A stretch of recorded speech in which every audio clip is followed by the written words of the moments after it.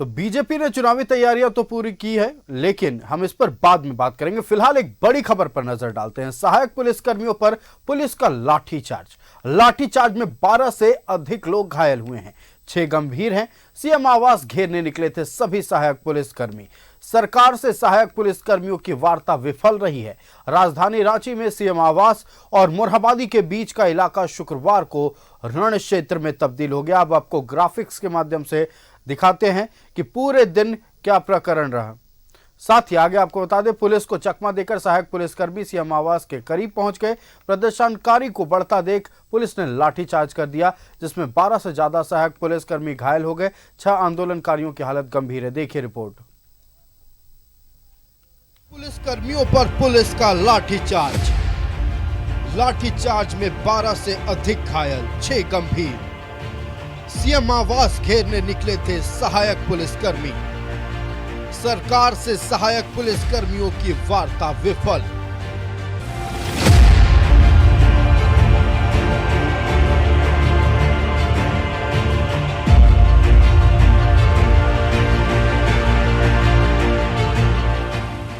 राजधानी रांची में मुख्यमंत्री आवास और मोरहाबादी के बीच का इलाका शुक्रवार को रण क्षेत्र में तब्दील हो गया। पुलिस को चकमा देकर सहायक पुलिसकर्मी सीएम आवास के करीब पहुंच गए। प्रदर्शनकारियों को बढ़ता देख पुलिस ने लाठीचार्ज कर दिया, जिसमें 12 से ज्यादा सहायक पुलिसकर्मी घायल हो गए हैं। 6 आंदोलनकारियों की हालत गंभीर है। लाठीचार्ज के बाद सहायक पुलिसकर्मी सड़क पर बैठकर नारेबाजी करने लगे। देखिए, हम लोग मेरा जो मांग था उसको यहाँ मुख्यमंत्री आवास तक लाने का काम किए, क्योंकि मुख्यमंत्री कान में हेलमेट या क्या लगा के रुके हुए हैं। ये गलत बात है। इतना दिन करीब हम 3 महीना 4 महीना हम आंदोलन किए।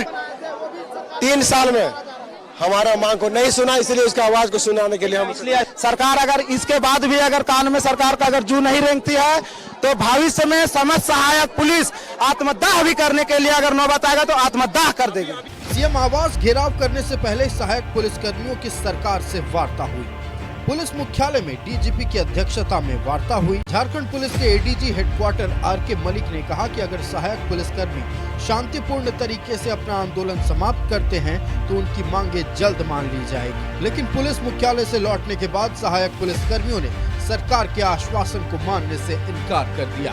भी सरकार की तरफ से उनको आश्वासन दिया गया कि जो हम लोग के यहाँ जैसे मान लीजिए कि पुलिस, झारखंड पुलिस के अलावे एक्साइज में कांस्टेबल के पद हैं, वन रक्षियों पद है फॉरेस्ट डिपार्टमेंट में, जेल में जेल के सिपाहियों का पद है, और भी 1-2 डिपार्टमेंट है जिसमें कि यूनिफॉर्म सर्विस, फायर सर्विसेज में है, होमगार्ड में है। तो उनसे यह कहा गया कि भाई आपको हम लोग यह प्रयास करेंगे कि जो भी हमारे यूनिफॉर्म सर्विसेज के पोस्ट हैं कांस्टेबल के, उनमें आपके लिए कुछ ना कुछ रिलैक्सेशन हम लोग करें। जैसे मान लीजिए कि उम्र सीमा है, तो उम्र सीमा में जो इनका 18 से 22 के उम्र में इन्होंने योगदान दिया था, तो पिछले 7 साल से ये लोग हैं, तो इनकी नेचुरली कुछ लोगों की उम्र सीमा जो है, ये अभी जो हम लोग की जो नियुक्ति नियमावली में जो उम्र सीमा है उसको वो लोग क्रॉस कर चुके होंगे। तो उनको यह भी कहा गया कि उसमें भी विचार किया जाएगा कि आप लोगों को एज रिलैक्सेशन भी दिया जाए। सहायक पुलिसकर्मियों की बहाली साल 2017 में हुई थी। बहाली का मकसद राज्य के 12 नक्सल प्रभावित जिलों में विधि व्यवस्था दुरुस्त रखने में पुलिसकर्मियों की सहायता करना था। तब से लेकर आज तक उन्हें 10,000 रुपए ही मिलता है। उनकी मांग है कि सहायक पुलिसकर्मियों की सेवा स्थायी की जाए और पुलिस सेवा में समायोजित किया जाए। रांची से न्यूज़ 11 भारत के लिए मोहम्मद इमरान के साथ दीपक की रिपोर्ट। तो 2 जुलाई से धरना दे रहे सहायक पुलिसकर्मियों के सब्र का बांध आज टूटा। सीएम आवास घेराव करने निकले, बीच में बैरिकेडिंग पड़ी, बैरिकेडिंग को तोड़ दिया। इस दौरान मजबूरन सुरक्षा कर्मियों को बल का प्रयोग करना पड़ा, लाठीचार्ज की गई, कईयों को चोटें भी आई। हमारे संवाददाता इमरान हमारे साथ लाइव जुड़ चुके हैं, हम इमरान का रुख करेंगे। इमरान, आज पूरा दिन राजधानी रांची के लिए कह सकते हैं एक रण क्षेत्र की कहानी रही है। जैसा कि रांची के मोरहाबादी मैदान में पिछले 2 जुलाई से लगातार आंदोलन कर रहे सहायक पुलिसकर्मियों के सब्र का बांध टूटा और वो सीएम आवास घेराव करने निकले। बीच में बैरिकेडिंग पड़ी, बैरिकेडिंग को तोड़ दिया, मजबूरन सुरक्षा कर्मियों को बल का प्रयोग करना पड़ा, लाठीचार्ज हुई, कईयों के सिर फूटे, कईयों को और भी चोटें आई हैं। लेकिन सीएम आवास के द्वार तक ये सहायक पुलिसकर्मी पहुंच गए। पूरे दिन की कहानी दर्शकों को विस्तार से बताया आज।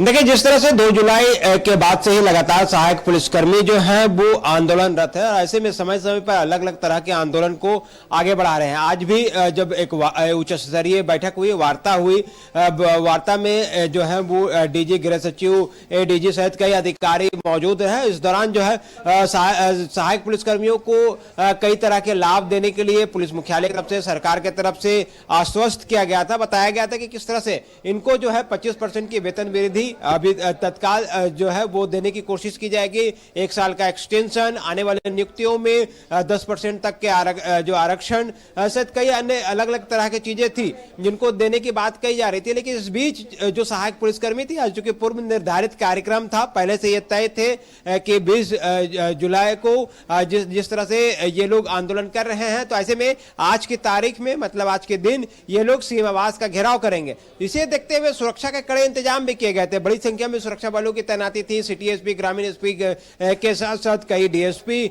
और कई अधिकारियों की प्रतिनियुक्ति भी मोरहाबादी के आसपास में किए गए। लेकिन चूंकि पुलिस का सामना इस बार पुलिस से था, वो भी वैसे पुलिसकर्मी जो कि बेहड़ जंगली इलाके में, नक्सल प्रभावित इलाकों में कड़ी परिश्रम के साथ ये अपनी ड्यूटी निभाते हैं। इनको पता है कि किस तरह से ड्यूटी किया जाता है और किस तरह से विकट परिस्थिति में भी आगे बढ़नी है। तो आज उसके एग्जाम्पल पेश किया गया कि सहायक पुलिसकर्मियों ने वैसे बैरिकेड की तरफ मूवमेंट को आगे बढ़ाया। जिस रूट से उनको जाना था, उस रूट को ना आगे बढ़ते हुए दूसरे रूट का इस्तेमाल किया गया। मतलब एस्ट्रो स्टेडियम की तरफ से ना बढ़ते हुए ऑक्सीजन पार्क की तरफ से बढ़ा गया और उधर जो कमजोर बैरिकेड थे उनको तोड़ा गया। और तोड़ते हुए सभी सहायक पुलिसकर्मी जो है आगे बढ़ने लगे। इस दौरान कोतवाली थाने की गाड़ी में तोड़फोड़ की गई, उनके ड्राइवर से मारपीट किए गए, उनके टेट्रा हैंडसेट को छीना गया, बाद में उसे लौटा दिया गया। उनके साथ साथ जो सहायक पुलिसकर्मी थे लगातार आंदोलन करते हुए और नारेबाजी करते हुए सीएम आवास के मुख्य दरवाजे तक पहुंचे। उसके बाद पुलिस जब वहां पे पहुंचे तो कई अधिकारियों के साथ नोकझोंक हुई और इस नोकझोंक के दौरान पुलिस को हल्का बल का प्रयोग करना पड़ा, लाठीचार्ज करनी पड़ी, जिसमें कि दोनों तरफ से तकरीबन 50 लोग घायल होंगे। इस पूरे मामले में कईयों की स्थिति गंभीर है। एक तरफ ये तस्वीर थी, दूसरी तरफ ये भी तस्वीर जो देखने मिल रही थी बाद में कि जब आंदोलन कर रहे थे सहायक पुलिसकर्मी सीएम आवास के गेट तक पहुंच चुके थे, तो उनके जो टेंट थे, जिन स्थान मोरहाबादी स्थान पर वो लोग बना करके पिछले कुछ दिनों से रुके हुए थे, उन टेंट को भी पुलिसकर्मियों ने हटाने का काम किया और कई टेंट को तितर बितर करने के लिए उनके जो प्लास्टिक थे या भी दूसरे जरूरी चीजें थे उसे हटा करके वहां से फेंक दिया गया। इनका भी विरोध सहायक पुलिसकर्मियों ने किया है। अब रही बात इन लोगों के आंदोलन को लेकर के, पुलिस मुख्यालय से लेकर के राज्य सरकार और तमाम जो अधिकारी जो है वो पूरी तरीके से गंभीर थे। आज एडीजी ने भी प्रेस कॉन्फ्रेंस कर पूरे मामले को लेकर के बताया कि किस तरह से इनकी जो डिमांड्स है उसे लेकर के लगातार गंभीर है, लेकिन इनको शांतिपूर्ण तरीके से अपनी बातों को करना होगा, कहना होगा, तब जाकर के इनकी मांगों पर विचार किया जाएगा। ऐसे उग्र आंदोलन करते हुए अगर वे अपनी मांगों को मनवाने की कोशिश करेंगे तो शायद इनकी मांगे जो है आज पूरी नहीं हो पाएगी। जिसके बाद सकारात्मक पहल की गई। डीसीएस एसपी, सिटी एसपी, ग्रामीण एसपी की मौजूदगी में सीएम आवास के गेट के समक्ष एक राउंड बातचीत हुई। इस बातचीत के दौरान जो है सहायक पुलिसकर्मियों ने माना और अनुशासन के संदेश को देने की कोशिश कहते हुए वो लोग वापस अपने गंतव्य जो कि पहले से निर्धारित है मोरहाबादी मैदान, वहां वापस लौट गए हैं। लेकिन अब यह देखने वाली बात होगी, क्योंकि जिस तरह से आज गतिविधियां हुई हैं, जिस तरह से यह हंगामा हुआ है, इस हंगामा के बाद से ही लगातार पुलिस विभाग भी एक तरह से कहें तो रेस है। लगातार पुलिस मुख्यालय से लेकर जिला स्तर के जो पुलिस पदाधिकारी हैं वो इस पूरे मामले को लेकर के फीडबैक ले रहे हैं कि आगे अब इस पूरे मामले में क्या कुछ किया जा सकता है, किस तरह से सहायक पुलिसकर्मियों से निपटा जा सकता है और आने वाले दिनों में इस तरह की स्थिति और उत्पन्न ना हो, इस पर भी विचार किए जा रहे हैं। पुलिस पदाधिकारी इस बात की तैयारी कर रहे हैं कि आने वाले दिनों में अगर इस तरह की विकट परिस्थिति उत्पन्न होती है तो सहायक पुलिसकर्मियों से कैसे निपटा जाए। मतलब साफ है कि सरकार की ओर से जो बातें कही जा रही हैं कि अगर इनकी नियुक्ति होती भी है तो नियमावली के तहत होगी, परीक्षा देनी होगी, ये तमाम बातें एक तरफ, लेकिन सहायक पुलिसकर्मियों की मांग है कि स्थायी नियुक्ति हो और सीधे समायोजित कर लिया जाए। लेकिन एक बात जो गौर करने वाली है इमरान, जो हम भी बात कर रहे थे इस मसले पर, अगर आंदोलनकारी बैरिकेडिंग तोड़कर सीएम आवास के द्वार तक पहुंच जाते हैं तो निश्चित ही सुरक्षा को लेकर बड़ा सवाल है इस वक्त का। देखिए बिल्कुल सुरक्षा घेरा आपने बनाया रखा था, निषेधाज्ञा लागू किए गए थे, बीएनएस के धारा 163 के तहत जो घोषणाएं की गई थी, एसडीएम की तरफ से भी ये सारे आदेश जारी किए गए थे। लेकिन इसके बावजूद सहायक पुलिसकर्मियों का जो आज उग्र आंदोलन, उग्र रूप जो है वो साफ तौर से देखने के लिए मिल रहा था। जिस तरह से बैरिकेडिंग तोड़ करके, कई बैरिकेडिंगों को तोड़ करके जब आगे बढ़ रहे थे तो उनका रूप जो था काफी उग्र प्रदर्शन के रूप में देखा जा रहा था। वो लगातार पुलिस के जवानों को, पुलिस के अफसरों को हड़काते हुए नजर आ रहे थे कि उनसे रोकने की कोशिश ना करें, उन पर लाठियां बरसाने की कोशिश ना करें। अगर इस तरह की चीजें अगर होती है तो इसके पूरे आंदोलन को और भी उग्र रूप दिया जाएगा। अब जब सहायक पुलिसकर्मी वापस लौटे हैं तो दो शब्द जो है साफ तौर से कहते हुए लौटे हैं कि अपनी मांगों को लेकर के ये लोग यहाँ रुकने वाले नहीं हैं, आने वाले दिनों में इससे बड़े आंदोलन करने के लिए तैयार हैं। अगर जबरन इसे हटाने की कोशिश की जाएगी तो आत्मदाह जैसे कार्यक्रम जो भी हैं वो भी करने के लिए विवश हो जाएंगे और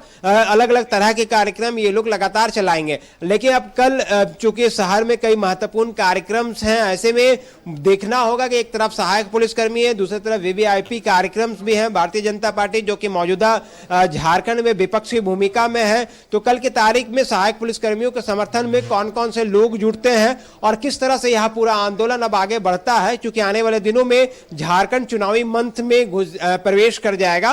तो ऐसे में इसके दौरान जो है कई तरह की चीजें हैं जो राज्य में देखने के लिए मिलेगी। तो अब एक नई चीजें हैं कि सहायक पुलिसकर्मियों का यह आंदोलन कैसे खत्म होता है और कौन खत्म कराते हैं या फिर किस परिस्थिति में खत्म किया जाएगा, यह देखने वाली बात होगी। क्योंकि यहां से पुलिसकर्मी भी जो है, पुलिस मुख्यालय भी जो है, हर एक चीजों पर बारीकी से नजर रखे हुए हैं। जिला के जो पुलिस कप्तान है वो भी इस पूरे मामले को लेकर के गंभीर है और लगातार अपने अधिकारियों के साथ, अपने जवानों के साथ बातचीत कर रहे हैं। रणनीति तैयार की जा रही है किस तरह की चीजें अगर दोबारा होता है तो कैसे निपटा जाए सहायक पुलिसकर्मियों से, और अगर जबरन इनसे मैदान से हटाने की कोशिश की जाएगी तो वह रूप कैसा होगा और उस रूप के दौरान क्या कुछ होता है वो देखने वाली बात होगी। तो आने वाले दिनों में कई चीजें, कई तस्वीरें हैं जो दिखाई दे सकती है। और भी कई बिंदु है जिस पर अभी चर्चा होना बाकी है।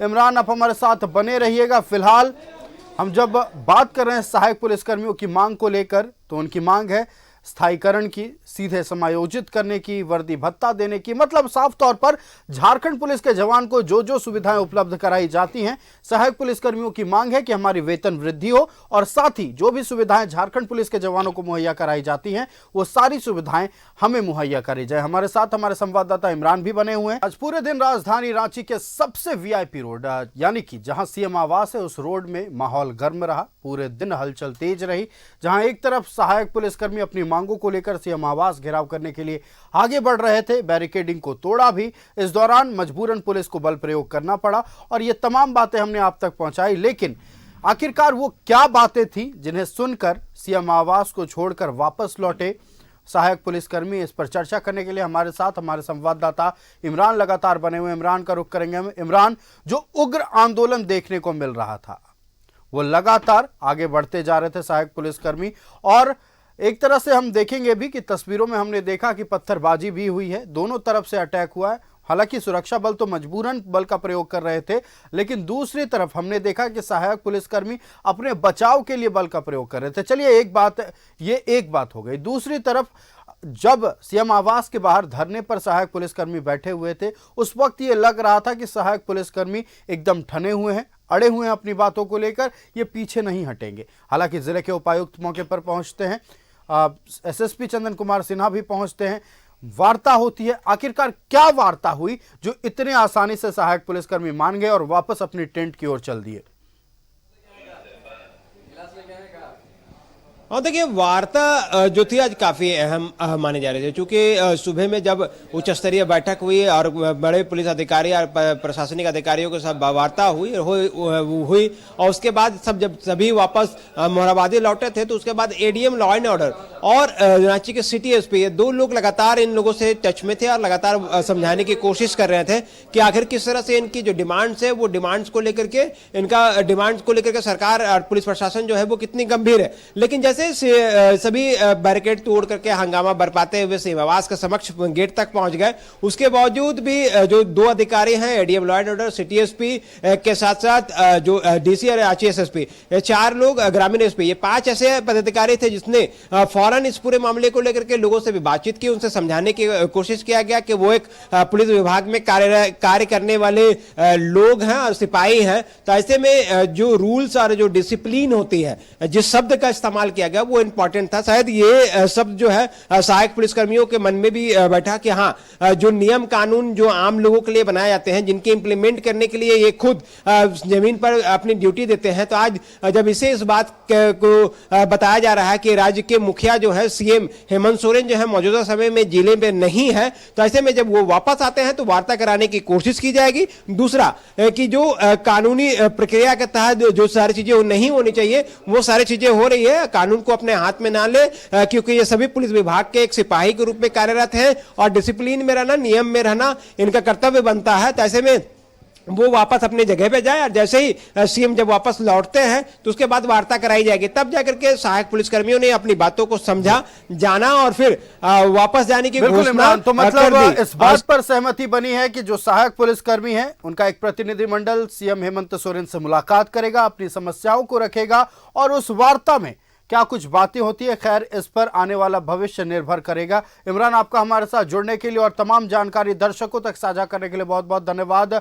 तो हमारे संवाददाता इमरान ने जिस तरह से बताया आज पूरे दिन की कहानी, मोरहाबादी में क्या घटा, फिर कांके रोड में सीएम आवास के पास क्या घटा। हालांकि सहायक पुलिसकर्मी अभी माने हुए हैं और माने हैं इस शर्त पर कि सीएम हेमंत सोरेन से उनकी मुलाकात होगी और उनकी समस्याओं को उनके सामने रखा जाएगा। फिलहाल रुकेंगे एक छोटे से ब्रेक के लिए, जल्द हाजिर होंगे।